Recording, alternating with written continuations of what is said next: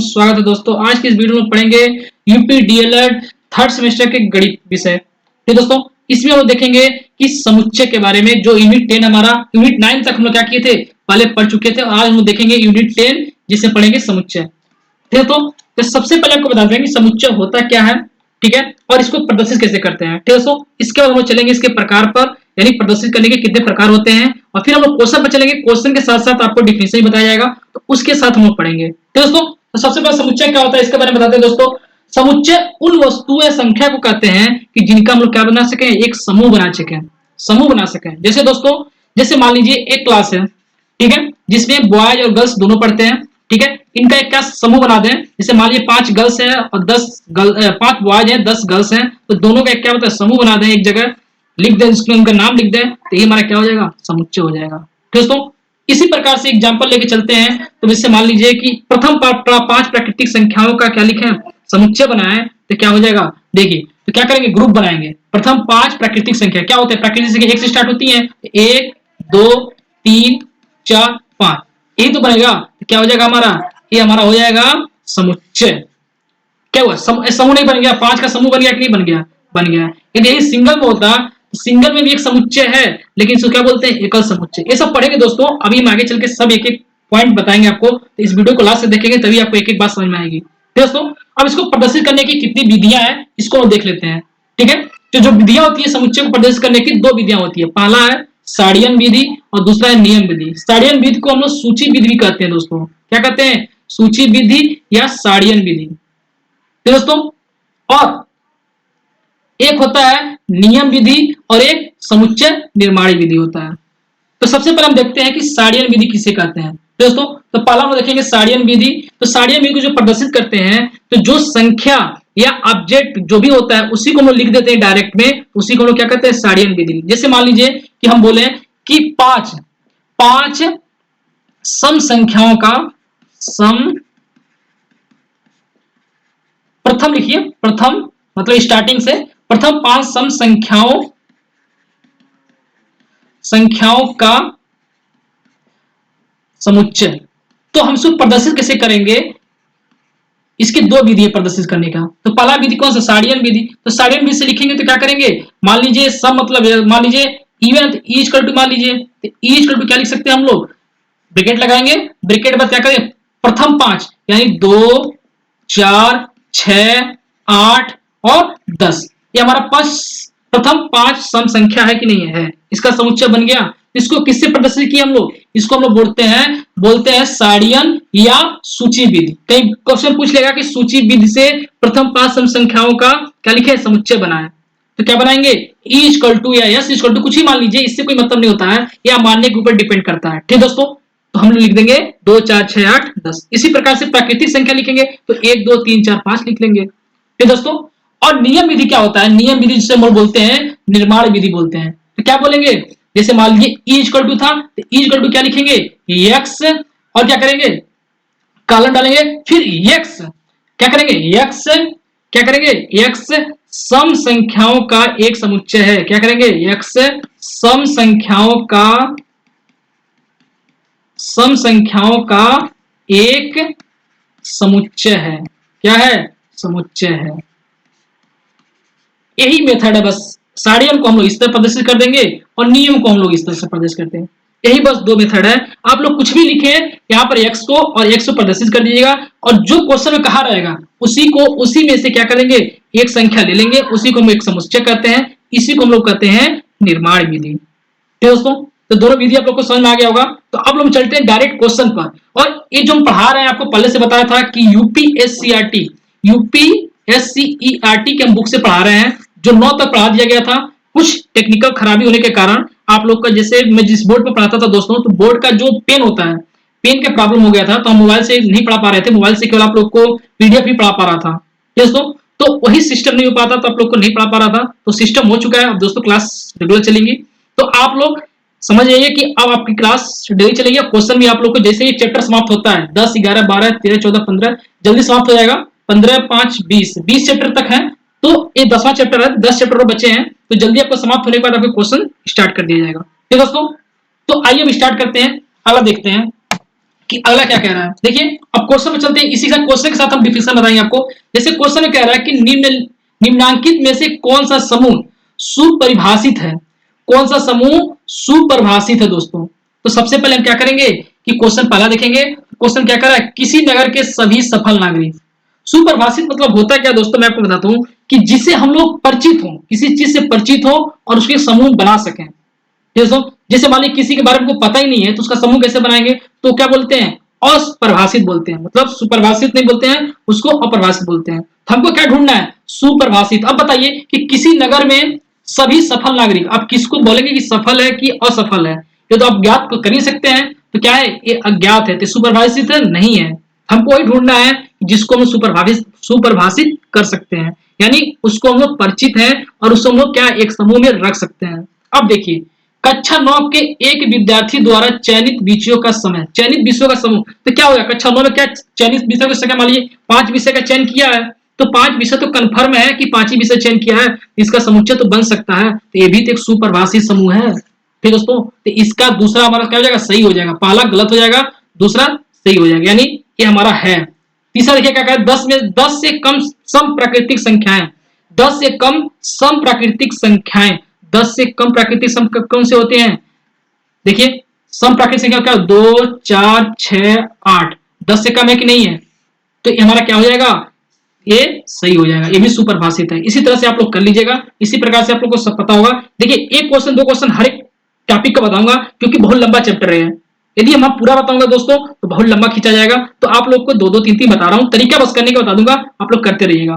तो दोस्तों दूसरा क्वेश्चन कह रहा है कि बताइए कि निम्नांकित समूहों में से कौन सा समुच्चय है। अब वही जो पीछे ऊपर बताए वही ये भी है। तो क्या कर रहा है, कक्षा 8 के लंबे विद्यार्थियों, अब लंबे कौन किससे कितना लंबा है ये तो पता नहीं, तो इसका समुच्चय बन सकता है, कभी नहीं बन सकता दोस्तों। जब हमको कंफर्म नहीं पता है कि इसका समुच्चय बना सकते हैं तो कैसे बन सकता है। कक्षा 8 के लंबे, और कक्षा 8 की संख्याओं तो नहीं पता मुझे कितनी संख्या है, तो कितने बड़े कितने तो पता ही नहीं, तो कैसे समूह बना सकते हैं। तो कह रहा है कि बताइए कि निम्नलिखित समूहों में से कौन सा समुच्चय है। अब समुच्चय बताना, समुच्चय वही कि जिसको हम लोग परिचित हैं और उसका समूह एक बना सकते हैं, जिसको हम लोग जान सकते हैं। तो क्या दूसरा बताइए, एक घर में रहने वाले समस्त व्यक्तियों का समूह, तो आपको तो परिचित है, उसका समूह तो बना सकते हैं। अपने घर में कितने, मान लीजिए 5 सदस्य हैं, तो 5 सदस्यों को मम्मी पापा भाई बहन जो भी होंगे पता तो रहेगा आपको, इसका समुच्चय हम लोग बना सकते हैं। दोस्तों प्रथम 10 प्राकृतिक संख्याओं का समूह, बिल्कुल सही है, 1 2 3 4 5, इस तरह से हम लोग क्या कर सकते हैं, समूह बना सकते हैं। कहां तक, 10 तक। दोस्तों उन सभी होना चाहिए, सभी सब्जियों का समूह जो खाने में अच्छी लगती है। दोस्तों अब खाने की सब्जियां तो बहुत सारी होती हैं, इसमें कैसे आपको पता चलेगा कि कौन सा सब्जी खाने, जैसे मान लीजिए बहुत सारी सब्जी मिलते नहीं, आपको यदि अच्छा लगता है तो खाने लगेंगे, तो अच्छा लगने लगेगा। इसका भी समूह हम लोग बना नहीं सकते हैं, कंफर्म नहीं कर सकते हैं। प्रथम 5 प्राकृतिक संख्या जिनका इकाई का अंक 5 हो, जिनका तो कह रहा है 5 प्राकृतिक संख्याएं जिनका इकाई का अंक 5 हो, तो उसका ही समुच्चय बना सकते हैं। प्रथम बोला है ना, तो प्रथम तो बना ही सकते हैं, प्रथम 5 के, क्योंकि कंफर्म है कि प्रथम ही पूछा है, एक मतलब स्टार्टिंग का, तो 5 तो बना ही सकते हैं। ठीक दोस्तों, जैसे 5 हो गया, 15 हो गया, 25 हो गया, इस तरह से इकाई का क्या 5 नहीं आ रहा है, 35 हो गया, तो 1 2 3 35 45, यही तो है। 1 2 3 4 5 बन नहीं जाएगा दोस्तों, बिल्कुल बन जाएगा। अब चलते हैं तीसरे क्वेश्चन दोस्तों। तीसरा क्वेश्चन कह रहा है कि निम्नलिखित समुच्चयों को सदस्यों को बताइए, प्रत्येक समुच्चय सदस्यों को मंझले कोष्ठक अर्धविराम के पृथक करने के लिखिए। इसको तो आप बना ही लेंगे दोस्तों, क्या करना है आपको, बस समुच्चय में कन्वर्ट करना है। मान लीजिए सप्ताह लिखा है, तो क्या कर लेंगे हम लोग, W क्या लिखे, ब्रैकेट में कर लेंगे सप्ताह के दिनों का नाम, Sunday Monday Tuesday Wednesday, Hindi में लिखा तो हिंदी में लिख लीजिएगा, इंग्लिश में लिखा तो हिंदी में। इस तरह से करके कितना हमारा 7 हो जाएगा, Wednesday Thursday Friday Saturday Sunday, इस तरह से हमारा क्या हो जाएगा, समुच्चय प्रदर्शित करना। बस आपको कामा लगाना है और ये महिला ब्रैकेट लगाना है, यही बस प्रदर्शित करना है, ये सारा कर लीजिएगा दोस्तों, ये आपके हाथ में। दोस्तों वैसे क्वेश्चन में 1 नंबर में ये सब आता है दोस्तों। अब 1 नंबर में ऑब्जेक्टिव में आएगा या अत लघुत्री में आएगा, ये डिपेंड करता है एग्जामिनर के ऊपर। ठीक दोस्तों, अब देखिए अब चौथा क्वेश्चन क्या कह रहा है कि निम्नांकित समुच्चयों का वर्णन कीजिए। निम्नांकित समुच्चयों का वर्णन करिए कि ये कौन सा समुच्चय। अब देखिए 0 1 2 3 4 5 ये क्या है, प्रथम 5 होल नंबर यानी पूर्ण संख्या है। क्या है, पूर्ण संख्या है। प्रथम 5 पूर्ण संख्याओं का समुच्चय है। ठीक दोस्तों, तो ये तो कर लेंगे। ये क्या है, 6 नंबर प्राकृतिक संख्या का है, और ये क्या है, ये अभाज्य संख्या क्या है? अभाज्य, अभाज्य नहीं दोस्तों, इसको बोलते हैं विषम संख्या। क्या बोलेंगे? विषम संख्या। अभाज्य संख्या कहां से स्टार्ट होती है दोस्तों? दो से स्टार्ट होती है, 2, 3, 5। याद रखिएगा दोस्तों, अभाज्य और विषम बहुत कंफ्यूजन होता है। तो अभाज्य संख्या आपकी 2 से स्टार्ट होती है, सबसे छोटी अभाज्य संख्या 2 होती है, और विषम संख्या जो होती है आपकी 1, 3, 5 से स्टार्ट होती है, तो उसको हम लोग कहते हैं 1, 3। तो दोस्तों अब देखेंगे हम लोग पांचवा क्वेश्चन पढ़ेंगे। पहले क्या कह रहा है क्वेश्चन में? ए इक्वल टू दिया है P Q R S T, तो निम्नलिखित में से कौन सा कथन सत्य है? दोस्तों हमको सत्य ढूंढना है, ठीक है। कह रहा है कि Q बिलोंग्स टू ए। क्या Q का जो मेंबर है, जो ए का मेंबर है, क्या ए में आता है? देखिए सर्च मारिए, P Q R S T. क्यू आ रहा है कि नहीं आ रहा? देखिए क्यू आ रहा है, इसमें किस में आ रहा है? ए में आ रहा है, यानी ये सही है। पी देखिए, पी ए में आ रहा है, देखिए पी इसमें ए में आ रहा है, बिल्कुल आ रहा है। ये क्या है? यहाँ पर देखिए क्या दिया हुआ है? बिल नॉट बिलोंग्स दिया हुआ है। इसको बोलते हैं बिलोंग्स, इसको बोलते हैं नॉट बिलोंग्स। यानी बिलोंग्स नहीं कर रहा है तो एक कट हो जाएगा, ये बिलोंग्स कर रहा है तो इसमें सदस्य है, तो यानी ये सही है। तो ये क्या हो जाएगा? हमारा गलत हो जाएगा। टी बिलोंग्स टू ए, क्या टी इसमें नहीं है? टी तो है, ये भी बिलोंग्स टू गलत है। आर बिलोंग्स टू ए, क्या आर इसमें है? बिल्कुल सही है। हमारा दो ऑप्शन सही हो जाएगा, पहला और चौथा। दोस्तों अब छठे क्वेश्चन में चलेंगे। छठा क्वेश्चन क्या कह रहा है दोस्तों? छठे क्वेश्चन चलते हैं, देखते हैं क्या कह रहा है छठा क्वेश्चन। ए इक्वल टू दिया हुआ है 1, 2, 3, 4, बी इक्वल टू इतना, सी इक्वल टू इतना, तो निम्नलिखित रिक्त स्थानों को पूर्ति संकेत क्या करेंगे? बिलोंग्स और बिल नॉट बिलोंग्स द्वारा जो भी उचित हो उसको लिखिए। ये तो आप खुद कर सकते हैं अपने आप से दोस्तों। क्या करेंगे? अब देखिए 5 क्या है? ए में आता है कि नहीं आता? देखिए 5 आता है ए में, बिल्कुल सही है। तो क्या लिखेंगे? बिलोंग्स लिखेंगे। दूसरा देखिए, दूसरा क्या करे? गौ ए में आता है, देखिए क ख गौ किस में आता है? बी में आता है, ए में नहीं आता है। तो ये क्या हो जाएगा हमारा? ये गलत हो जाएगा, मतलब यानी गलत हो गया तो मतलब नॉट बिलोंग्स लिख लेंगे। इस तरह से हम लिख लेंगे, ठीक है। इसी प्रकार से बच्चे हुए क्वेश्चन कर लीजिएगा दोस्तों, ठीक है। अब हम लोग चलते हैं सातवें क्वेश्चन पढ़ेंगे। क्या कह रहा है? सातवां क्वेश्चन कह रहा है कि निम्नांकित समुच्चयों को सारणी विधि से लिखिए। क्या कह रहा है? सारणी विधि से लिखना है। तो सारणी विधि क्या होता है दोस्तों? जैसे सारणी विधि से लिखेंगे तो क्या लिखते हैं? ए इक्वल टू क्या दिया हुआ है? ए इक्वल टू दिया हुआ है 1 से लेके 20 के मध्य विषम संख्याओं का समुच्चय लिखिए। तो क्या लिखना है? विषम संख्या क्या मतलब ब्रैकेट लगाएंगे तो क्या लिखेंगे? 1 और 20 के बीच में क्या हो जाएगा? 2, 3, 5, 7, 7 के बाद क्या आता है? 9 दोस्तों, 2 नहीं 3 होगा। 2 तो सम संख्या या भाज्य संख्या होता है, 2 नहीं। 3, 5, 7, 9, फिर 11, 13, 15, 17, 19। दोस्तों ये हमारा क्या हो जाएगा? 1 से लेके 20 तक का हमारा क्या हो जाएगा? हमारा विषम संख्या हो जाएगा। ये हमारा क्या? सारणी विधि हो जाएगा। इसी प्रकार से आप लोग इसको भी कर सकते हैं 5 से पूर्णतः विभाज्य के लिए। तो क्या जाए? 50 के धन पूर्णांकों को समुच्चय बनाइए। वैसे इतने बड़े बड़े क्वेश्चन नहीं आते दोस्तों, छोटे छोटे क्वेश्चन पूछते हैं सेट थ्योरी से, ठीक है। जो बड़े क्वेश्चन होते हैं इतने लंबे नहीं, जैसे 1 से 50 तक के कटेंगे तो मान लीजिए 5, 10, 15 ये सब तो कटेंगे, 20, 25। अब इसका समुच्चय बनाए तो बहुत टाइम लगेगा करने में। तो इतने बड़े क्वेश्चन नहीं जाता, आपको देख के क्वेश्चन दिया जाता है कि आप लोग जल्द से जल्द 1 घंटे में पूरा क्वेश्चन कर सकें। तो कभी कभी पेपर जब लेंदी हो जाता है या मॉडरेट से ऊपर से ज्यादा हार्ड होता है तब क्वेश्चन इतने बड़े बड़े दिए जाते हैं दोस्तों। इस प्रकार से जो बचे हैं सीडी का कर लीजिएगा दोस्तों। अब देखिए निम्नलिखित समुच्चयों को सारणी विधि से लिखिए। तो देखिए दोस्तों पी क्यू, ये तो सारणी विधि से पहले दिया हुआ है दोस्तों, सारणी विधि में दिया हुआ है। कौन सा नंबर दिया हुआ है? ये आपका पूर्णांक दिया हुआ है, ठीक है। क्या हुआ है? 1, 2, 3, 4, 5, 6, 7, 8, 9, प्रथम 9 पूर्णांक संख्या दिया हुआ है। ये अप्रैल, जून, सितंबर, नवंबर, इन नंबरों, ठीक है दोस्तों। ये क्या दिया हुआ है आपका? ये आपका महीनों की संख्या दिया हुआ है। ये तो पहले से दिया हुआ सारणी विधि से कुछ करने की जरूरत नहीं है। हम लोग 9वें क्वेश्चन में चलते हैं डायरेक्ट। देखिए PFOLL शब्द के अक्षरों को समुच्चय को सारणीय विधि से लिखिए। देखिए दोस्तों एक चीज और बताता हूं कि जब हम लोग देखेंगे कोई संख्या सेम हो तो सेम में जब सारणी विधि से लिखते हैं तो सेम को हटा देते हैं, सेम को नहीं लिखते हैं। जैसे मान लीजिए FOLLPW, इसको हम लोग क्या लिखना है? सारणी विधि में लिखना है। तो सारणी में लिखने क्या है? FOL, यल नहीं लिखते हैं दोस्तों, डबल हो जाएगा ना। देखिए 2 बार यल है, हमको एक ही बार लिखना होता है। सॉरी दोस्तों, कितनी बार लिखना पड़ता है? एल एक ही बार लिखना पड़ता है। तो एल एक बार हटा देंगे, हमारा क्या बचेगा? पी और डब्ल्यू। हमारा कितने थे? 3, 2, 5, और इसमें कितने थे? 6 थे।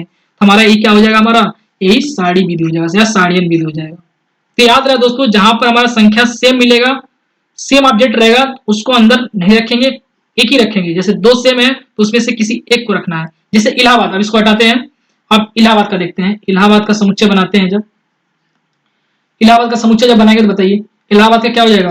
ए कामा एल, अब डबल आ गया तो एल छोड़ देंगे, फिर आ जाइए ए पर, ए भी नहीं रखेंगे, एच पर आइए एच, फिर आ गया ए को छोड़ देंगे, फिर क्या करेंगे बी पर आ जाइए, फिर ए आ गया ए को छोड़ दीजिए, फिर डी, यही हमारा समुच्चय बन जाएगा दोस्तों। जहां पर डबल से ऊपर आया उसको हम क्या करते हैं, नहीं लिखते हैं दोस्तों, ठीक है। अब आगे चलते हैं, अगला क्वेश्चन देखते हैं, अगला 11th क्वेश्चन पर चलते हैं। 11th क्वेश्चन देखते हैं क्या कह रहा है दोस्तों, क्या है, निम्नलिखित समुच्चयों को बाईं ओर से क्या करना है, सारियन विधि से तथा दाईं ओर से नियम विधि से लिखा गया है। क्या कह रहा है, ये किसमें विधि में बताइए आप, देखिए इसको क्या बोलते हैं हम लोग, सारियन विधि, इससे क्या करते हैं, नियम विधि। तो दोस्तों तो क्या है, नियम विधि है और सारियन विधि है। दोस्तों तो अब बताइए कि पहला क्या हो जाएगा आपका, इधर आइए एक मिनट दोस्तों। 10वां जो क्वेश्चन है कह रहा है कि शब्द के अक्षरों को समुच्चय को नियम विधि, दोस्तों इसको नियम विधि से लिखना था, ठीक है। किसमें लिखना है, नियम विधि में लिखना था। हम लोग क्या लिख दिए हैं इसको, ए एल, इसमें क्या, ये सारी विधि में लिख दिए थे, तो नियम विधि में क्या हो जाएगा, इसको नियम विधि में लिखेंगे तो क्या लिखेंगे, ए इक्वल टू क्या लिख देंगे, A equal to X column X, फिर इलाहाबाद, इलाहाबाद क्या लिख देंगे, इलाहाबाद शब्दों में से एक है, जो यक्स है इलाहाबाद शब्दों में से क्या है, एक है। हमको ऐसे लिखना है, कौन सा विधि लिखना, नियम विधि लिखना था, ठीक है। हम किससे बना दिया था, सारियन विधि से। तो ये लोग आप ध्यान देखिए, क्योंकि अब क्वेश्चन इसमें आएंगे तो पता चल जाएगा, पोजीशन बोला क्या है कि नियम विधि, देखिए नियम विधि है तो नियम विधि में ये आता है इस तरह से कि हम एक्स के टर्म में लिखना है, और जो सारी विधि होता है इस तरह से लिखना होता है, हम मल्ला ब्रैकेट लिखे कामा लगा के लिखते हैं। अब बताइए इसको सुमेलित करना है, मतलब जो सही है इसी के सामने लिखना है। प्रत्येक समुच्चय के लिए दोनों विधियां समुचित करिए। तो 2 4 6 क्या है, ये प्रथम क्या है, सम संख्या है, तो प्रथम सम संख्या हो, ये होगा सम संख्या, चौथा ऑप्शन पहले से मिल जाएगा। दोस्तों 1 8 3 देखिए क्या है, ये क्यूब है, 1 का क्यूब, 3 2 का क्यूब, 3 का क्यूब, यानी घन संख्या है, यानी कौन सा ऑप्शन हो जाएगा, x equal to n cube, हमारा क्या हो जाएगा पहला ऑप्शन। बी का क्या हो जाएगा, बी का पहला हो जाएगा, तो बी से पहला का मिलान कर देंगे। ठीक है दोस्तों, इसी प्रकार से 2 3 5 7 11 ये क्या है, हमारा आभास संख्या है, तो आभास संख्या 3 से ही मिल जाएगा। अब 1 2 3 4 5 6 9 18 तक क्या है हमारा, ये हमारा एक अपवर्तक है, किसका, 18 का अपवर्तक है। 18 का जो नंबर है सभी नंबर इससे डिविजिबल हो जाएंगे, यानी कट जाएंगे। ठीक है दोस्तों, अब चलते हैं अगले क्वेश्चन पर। 12 क्वेश्चन देखेंगे। 12 क्या कह रहा है, समुच्चय ए 3 6 9 12 15 को नियम विधि से लिखिए। क्या करना है, नियम विधि लिखना है दोस्तों। पहले का सारी विधि, दूसरा है नियम विधि। तो नियम विधि में क्या है, देखिए 3 6 9 12 15 ये कौन सी संख्या दिखा रहा है, प्रदर्शित हो रहा है, 3 के गुणज, क्या बोला 3 के गुणज, 3 गुणा 6, 3 के 9, 3 चौको 12, 3 पचे 15, यानी क्या है 3 के गुणज है। तो कैसे लिखेंगे हम, इसका आंसर कैसे लिखेंगे दोस्तों, हम लिखेंगे a equal to x comma x. X क्या हो जाएगा, एक्स प्रथम क्या बोलेंगे, प्रथम 5 किसके गुणज है, 3 के ना, एक्स 3 के प्रथम 5 होगा दोस्तों, 5 के गुणज में से एक है। बस हमको प्रदर्शित करना होता है कि जो x है, कोई भी संख्या मान लीजिए, 3 के प्रथम 5 गुणज में से, 3 के जो गुणज हैं कौन कौन से हैं, 3 6 9 12 15, उसमें से क्या है, एक है। हमारा क्या हो जाएगा, हमारा एक है। चलिए दोस्तों, हमको इसी तरह से प्रदर्शित करना था। 14 पर आएंगे। 14 क्वेश्चन क्या कर रहा है उसको देखेंगे ध्यान से दोस्तों, ये हमारा क्या हो जाएगा, आंसर हो जाएगा। 14 क्वेश्चन चलते हैं दोस्तों। 14 क्वेश्चन क्या कर रहा है, निम्नांकित समुच्चयों को सारियन एवं नियम विधि से लिखिए। दोस्तों इसी क्वेश्चन को देखिए, इसी क्वेश्चन को ऊपर लिख दिया गया, दोनों सेम है, ठीक है। तो इसी को हमको क्या करना है, 10 18 के बीच के सम संख्याओं का समुच्चय लिखना है। ठीक दोस्तों, तो क्या हो जाएगा, 10 18 के समुच्चय क्या हो जाएंगे बताइए। तो समुच्चय लिखना है किसमें, सम संख्याओं का। तो सम संख्या क्या हो जाएंगे, 12 14, फिर 14 के बाद क्या, तो 16 18 के बीच, बस इतना ही तो आएंगे, 3 नंबर तो आएंगे दोस्तों। तो क्या करें, 10 और 18 के बीच में सम संख्याओं का समुच्चय ही तो हो जाएगा। इसको क्या कर लेंगे, यस मानिए या ये मानिए, कुछ ही मान लीजिए, ये हमारा क्या हो जाएगा, समुच्चय हो जाएगा।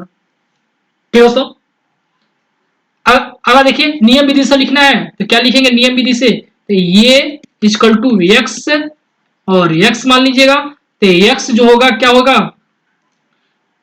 1 से 10 से 18 के बीच में से बीच की सम संख्याओं में से एक है। बस आपको एक ही पॉइंट को बार बार कॉपी करना है। जहां पर साड़ियन विधि बोलेगा वहां पर हम क्या करेंगे, मजा ब्रैकेट लगा के कामा कामा करके लिख देंगे, और जहां पर बोलेगा आपका कि आपका नियम विधि से लिखना है, तो नियम विधि से क्या करेंगे, x कॉलम x करेंगे, उसके बाद जो संख्या दिया रहेगा 10 से 18 के बीच उसको लिख लेंगे, उसमें से क्या है, एक है, वही हमको लिखना है, ये हमारा क्या हो जाएगा, आंसर हो जाएगा। इसी प्रकार से बी का करेंगे, 2 से 8 के बीच में पूर्ण संख्याओं का समुच्चय। दोस्तों पूर्ण संख्या क्या हो जाएंगी आपकी, पूर्ण संख्या तो 0 से शुरू होती है, लेकिन पूर्ण संख्या क्या हो जाएगी, 3 4 5 6 7, ये हमारा संख्या हो जाएगी।